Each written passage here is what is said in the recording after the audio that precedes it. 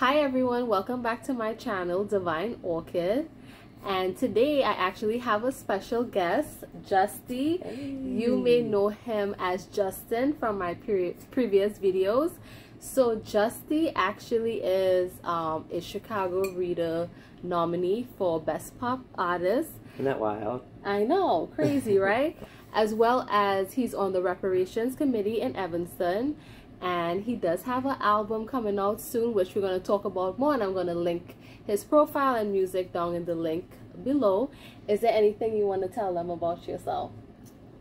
I think you did a great job. Yeah? Yeah, I mean, now y'all know I have an album coming out. Cheers to that. Yes. So right now we're doing like a little staycation downtown, and we decided to do a little video. So today we're actually going to be talking about racial identity.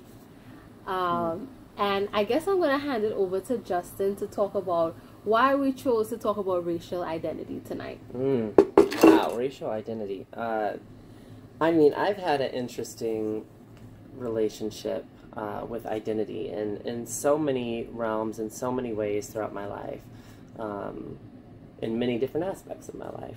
And I think you and I connect on this level because I know you, for me, were the first person I've ever met that shared the same background, ethnic background, as me. Mm-hmm. Both, you know, Indian, Black, Trinidadians. Mm-hmm. And having that relationship with culture and with race and identity and being mixed, but in this way that's not traditional for people in America. So I think it's really natural that we talk about this, because we talk about this all the time. Yes, I mean, like, do. you know, we have these discussions all the time. So it's nice to be able to share this in our experiences, because so many folks out there also, I'm sure, will identify with a lot of the things that we're going to bring up tonight. So. Yeah, for sure. But before we really dive deeper into this topic, cheers to Divine Orchid. I don't know if y'all can see it. It's paper cups because it's COVID, and the hotel was like, it's paper cups. So, oh, cheers. Yes. All right, awesome. So for me, racial identity is something that I struggle with, you know, to this day. So my parents are from Trinidad. My mom is what you would call an Afro-Trinidadian, and my dad is an Indo-Trinidadian. And I was born here in the States, grew up in Trinidad. So for me, my mom raised me as a single mom. So, which meant that I was raised by the Black side of my family. And really, I always joke around like, nothing about me is Indian besides my last name. And I feel like I'm very disconnected, you know, from that side. And I've been trying, you know, lately to tap into that side more, but it is difficult because I don't have my grandmother anymore. And, well, I don't have any grandparents anymore. And I don't have anyone to help me. My Black mom can't help me, you know, be more Indian. Right. And I grew up in a family, a Black family, that fortunately for me did not make me feel like I was the token of the family. They didn't let me feel like, well, you're better because your skin is lighter, or your hair is different, or you're the only one that's Indian. Like, you're just like us. So that was the view that I had of myself. So what I struggle with now, you know, as a woman in my 30s, it's like, okay, you are a mixed race woman, and when you have kids, how are you going to identify to them so they know who they are? More about themselves, yeah. Yeah, and I, you know, go back and forth, you know, about truly who am I, and I'm still trying to figure that out. But what do you feel like when it comes to racial identity? You know, what is something that you've always struggled with? Well, you and I share the similarities even more, because I also grew up with the Black side of my family. That was, for me, it was my father's side. My father's side is African-American, and my mother is an Indo-Trinidadian, a white Indian. from Trinidad. I was a white Indian from Trinidad. So for me, it's like I've always had this closeness with my black roots, because that's the home I grew up in. You know, I grew up, it's opposite for me and Shannon. Like, I grew up in the States, and I would spend time throughout my life in Trinidad, and just grew an attachment to both places and considered both places to be home, but always understanding that Trinidad was what I was made of, what I was made from.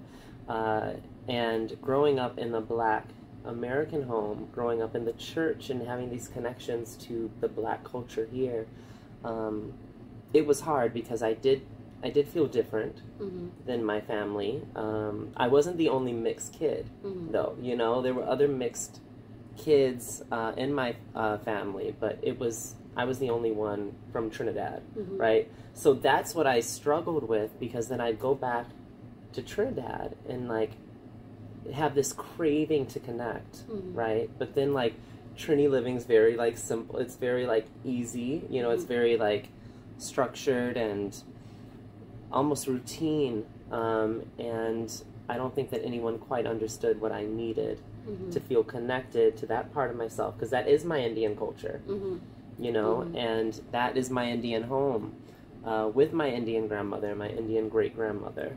So it was just interesting, you know, to have that, to feel so close to one and so disconnected from the other, but not feel quite enough of either. You know? Yeah, for sure. I think for me, when I was in Trinidad growing up, I felt like when I was in secondary school, I fought a lot to prove that I was black. And when I look back at me being younger, I definitely looked more Indian than I am now. Now I've come more into my features where I look mixed. And it's kind of crazy to say that, because in Trinidad, you know, people that are mixed like us, it's the norm. Yeah. But then I tell people all the time, like, I look very Trinidadian. As exactly. Do you, right? And it's like coming over here, it's different. The concept of an Indian person being with a black person is almost unheard of, or Indian people being in the Caribbean, like that being a thing. So it's like having to explain that to people, so that it makes you question yourself. It makes you actually want to withdraw and hold on to your ethnicity and your nationality, because you feel like people just don't understand it. It's unique. So then you end up just saying like, oh, I'm Trinidadian, you know, and it's like, but you can't expect everyone from Trinidad to look like us. No. And that's the thing, is like, you wouldn't just say that to another Trinidadian. You know what I mean? But like, it's almost, it's for a Trinidadian, it's the same as someone being like, I'm American. It's like, okay. What does that mean? Exactly. It's the same. It's that same concept. So it's like, oh, you're Dogla, or like, oh, you know, like you know what, like, category you fall in. But here, it's not a category. No. So So that's the thing. It's like, me, when I'm over here and I'm identifying, I identify as black, and I feel, because I've been raised by a black family, and that's where my beauty standards come from and everything about who I am, I regard myself as a black woman. And my mom would always tell me, like, I'm raising you to be a strong black woman like your mom. So to now come to, you know, America, where colorism is a real thing, and people wanting to be black when it's convenient is a real thing. So I'm more mindful, because not to say that colorism isn't a thing back home, it is. Oh yeah, it is. But over here, because people want to be black when it's convenient for them, now it puts me in a space where when I am interacting with people who, you know, identify as African American or black, it's like, okay, what are you? And then I say I'm black, then I feel like self-conscious, because I don't know if they're judging me, like, is she just saying she's black to be down, or is convenient, or is she actually black? Well, I think what people need to remember about Trinidad that most people don't realize is that, like, we're the majority in Trinidad. Exactly. You know, it's a different experience. And you know, race, we could have a whole episode on race in Trinidad and like what that looks like. But like here, right? You're not. You're the minority, and you're put into this category of being less than, and it's really hard to try to like explain that you also have that struggle, right, in your own way. There's certain struggles that I don't have, that I know that like my black male friends have, you know, or those experiences sometimes we don't share. I don't have to worry about certain things as much because of the color of my skin. Yeah. Right? Or because someone can't tell what I am. Or because, you know, like I'm gay or whatever. Like it's like there's so many different things where people just are like, okay. But I know that's not the experience for all. And it's hard because it's like you want to feel a part of a community. But like, who is that community? Right. Yeah. No, for sure. And I always, you know, that's why a lot of the work that I do is to make sure that black women feel heard and they have the representation that they deserve. Because I have a black mom, and that's all, you know, I saw. And obviously it's not oblivious to me the privilege that I have, someone being Caribbean, someone being a mixed race, and like you said, you know, unambiguous. So that's why, you know, I try so hard. And the worst space to sit in is to question your identity. Like, yes, do I think that it's a conversation that if two opposite races are having a child, I think it's a conversation that they need to have with each other. Because every mixed person has an identity issue. I don't care how you try to slice it. So it's like, okay, are we going to show them both sides and let them know that they're mixed? What if they decide as they get older, because you don't know how a child is going to turn out features-wise, what if they decide to identify over one than the other? Is that a wrong thing if they do that? Is it okay if they, you know, choose to identify as one? Like, so like for me, it's hard for me to claim a race that I don't know anything about. Like, yes, it's part of me, but I don't know anything about being Indian. And what's crazy is it's just as much a part of us as the side that we feel so connected with. Yes. That's what's like so mind-blowing to me, is I forget just how much of my my chemical makeup is made of that root and that DNA.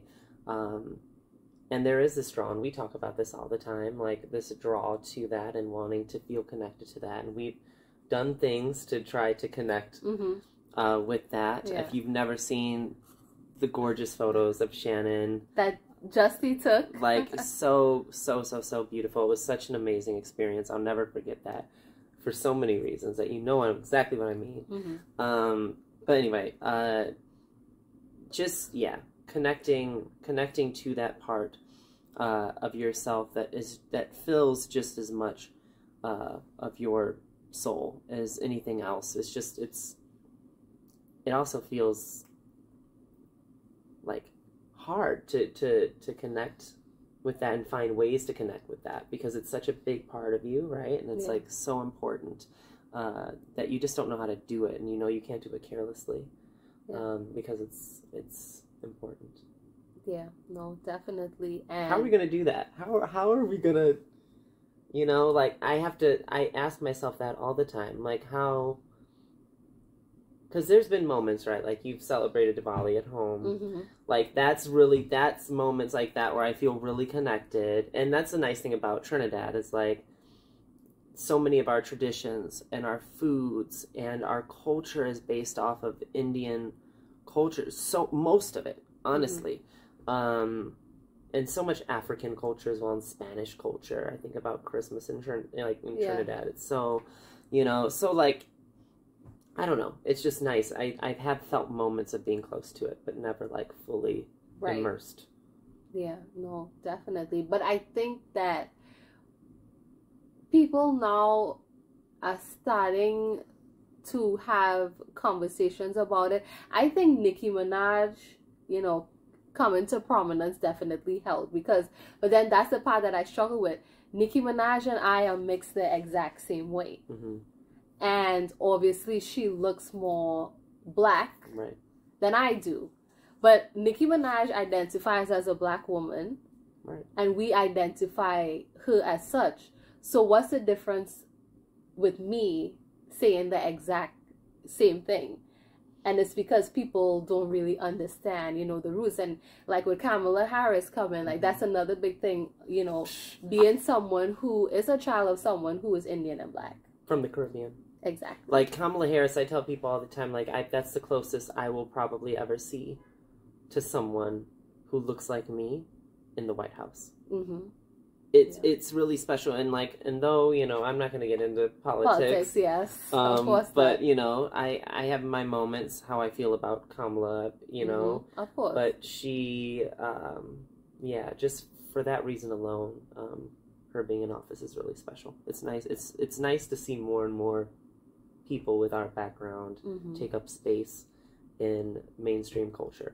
Yeah, and I mean, even with Kamala Harris, people are like, oh, you know, she's not black. She never regarded herself as a black woman. And why are, you know, black people so quick to cling on to her? And it's like, that ties into the whole racial identity thing and why mixed people feel the way that they do. Because at the end of the day, we're never going to, you know, relate to just one race. Right. Because we're not supposed to. We're supposed to be able to appreciate both races. But society tells us that a lot of times that you have to choose one. But then when you choose one, you're ashamed for choosing the one. Right. I feel like mixed people should be able to represent themselves however they feel like they want to and what they resonate with. If I feel like I was raised by my black side and I know nothing about my Indian side, and I refer to myself as a black woman, then it's well within my right to do so. Absolutely, because you are a black woman. Yeah, no one should tell me, like, well, no, you're not black, you don't look black. Right. You know what I mean? Because first of all, that's hard to... It's like, what is looking black? Truly, like, what is looking black? Like, okay, you have there's a few, like, things that may be more and more common, but, like, I have seen black folks that I would never have realized in my life were black folks. I've learned, and it's the same thing, like, you know, we keep, you know, referring back to Trinidad, it's the same thing there. It's like, I can't tell you what a Trinidadian looks like, right? But that is a specific culture. And certain people have lived that experience. And what I say about Kamala Harris is she was raised by her Indian mother. She wasn't raised with black people. Right. Yeah. So we're what? We're mad at her for not having the lived experience of a black person because she just didn't get that opportunity. It wasn't her life. That happens. We have black children that are raised by other races all the time. Right? Who may look, and they are black, right? And they look black to us, to the naked eye. But then it's just like, how can we expect them to be connected to their culture if they're not immersed in it? They're not surrounded by it.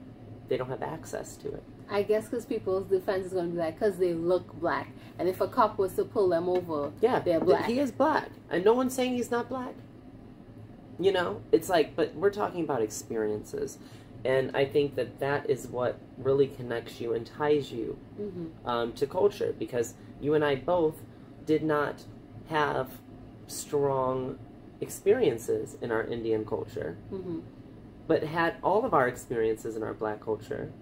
Therefore, it's so much more natural to identify as black, because we are. Yeah.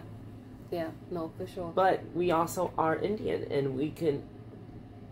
I sometimes, you know, if it comes up, if it's natural, if it's something that I'll say that, I'll be like, oh, you know, I'm Indian, you know, blah, blah, blah. And it sometimes feels strange. It does. It does. But it's like, I'm not lying. Yeah. Like, it's like that, you know, it's just, yeah. Yeah. And it's Wow. always weird, like when you have the conversation with Indian people over here, they're like, what? And it's like, then you have to go through the whole history of 1848 and all of that. It's like, I feel like I shouldn't have to give that rundown of who I am. And Explaining. then, exactly. And then it goes into like the whole thing with African Americans. And I hate saying African Americans because I know it's a term that people don't like. So I would say black people that live in the United States. They see Caribbean people and people that are from Africa like it's like we're in a box, right? Because, and I get it, people from Africa sometimes and Caribbean people tend to want to separate themselves from African Americans all the time. And it's like, but when you look back in history, there were actually people in America that left and went to the Caribbean. So there are some Caribbean people that are descendants of African American slaves, and it's not something that we talk about a lot. And for me personally, what I find is there are more Caribbean people and more African people that are actually, you know, I don't want to say allies, but a part of the movement for African Americans, and it all gets lost because there's some people that wants to separate us. So then that ties in a lot too with, you know, racial identity, because as a Caribbean person being black, even if I say I'm black, people are still going to view me differently because I'm from the Caribbean, not understanding that I'm a part of the fight too. Right. And I think what people also forget, and you kind of touched on this, is that very similar happenings were happening in the Caribbean that were happening in the United States. Slavery, colonization, all that was happening all at the same time.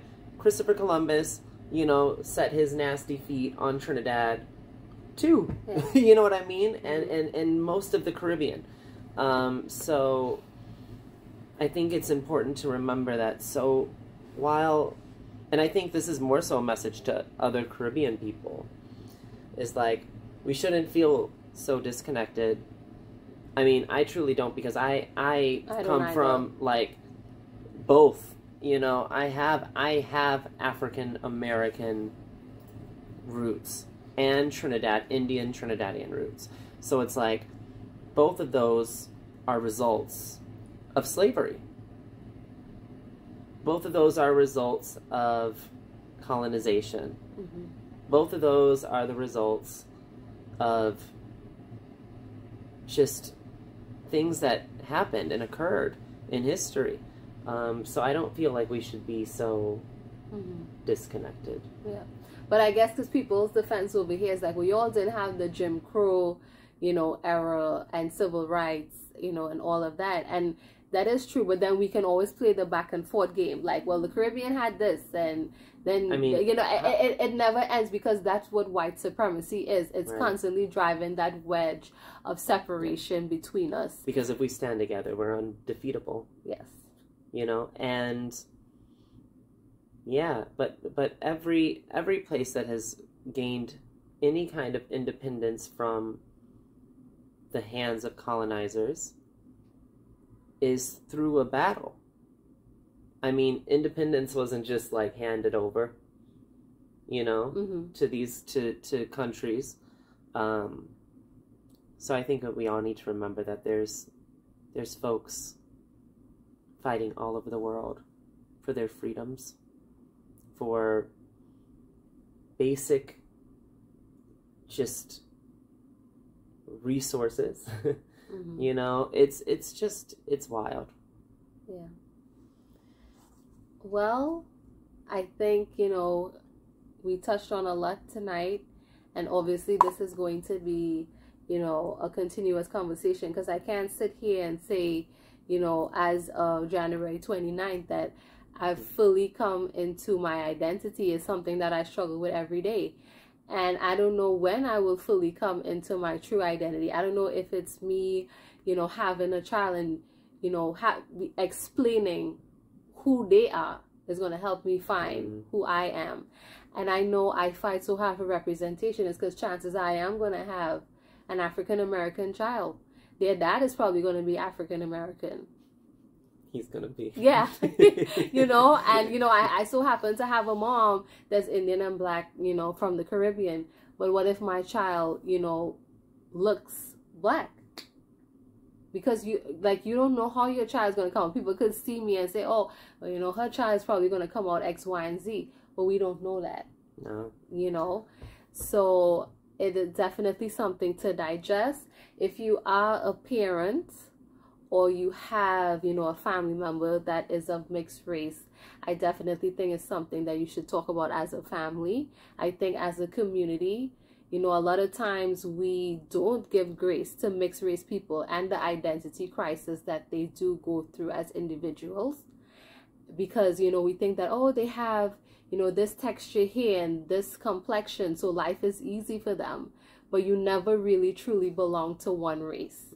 And that makes it very difficult to figure out who you are.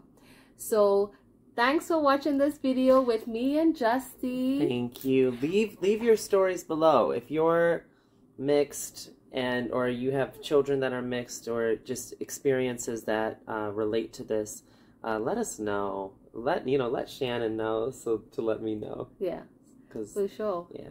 And you'll see Justy again on this channel for sure. But if you like this video, make sure you like, comment, and subscribe. Leave your comment below. I'm going to be linking Justin's profile and his music below as well. See you next time. Bye. You say fruits so bittersweet, fruits stand tall, these roots go deep. Strange fruit busting on these thieves. Ancestors don't take defeat, left the scent of victory in the air, tigress and tweed. Oh, Lintheric, you carry it, I'm tired, grin bear it. The truth of these you carry it, future you in your chariots. Say a prayer for me, 'cause I don't get no sleep. Say a prayer for me. Oh, say chariots.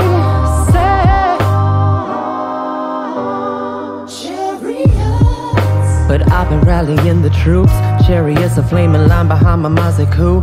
Damu at these roots is thick too.